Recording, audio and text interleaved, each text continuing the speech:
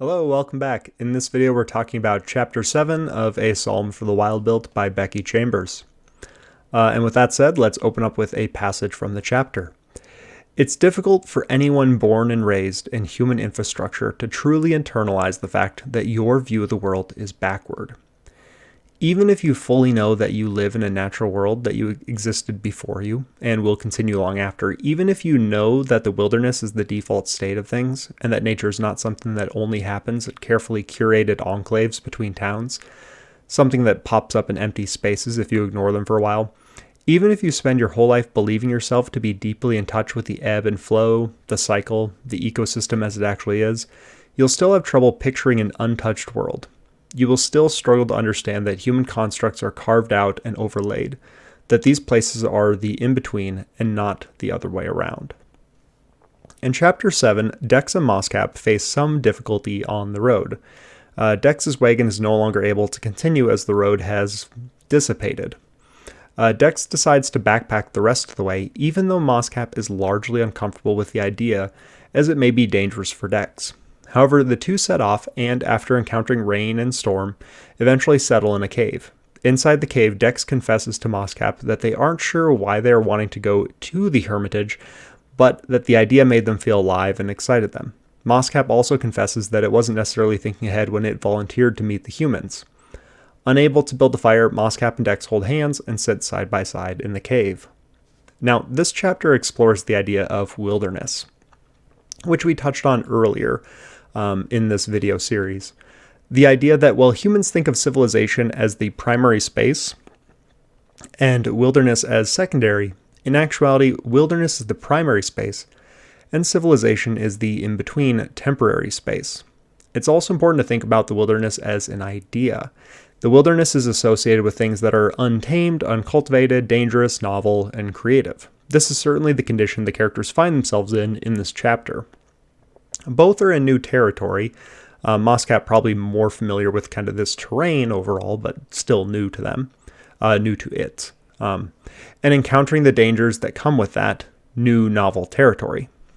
Gary Snyder, pulling from the Oxford English Dictionary, kind of described wild as such. There's a really great essay by Gary Snyder where he kind of goes through the origins of the word wild and wilderness and nature and things like that. And so I'm just going to kind of imitate him a little bit and pull these same definitions just to kind of help illustrate what things we associate with when we think of wild and wilderness.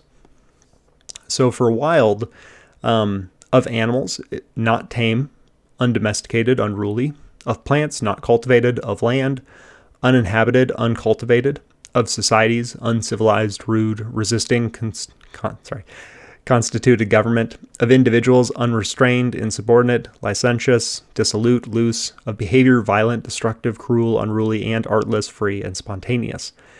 And on the definition of wilderness, a large area of wild land with the original vegetation and wildlife ranging from a dense jungle or rainforest to Arctic or alpine kind of, quote, white wilderness.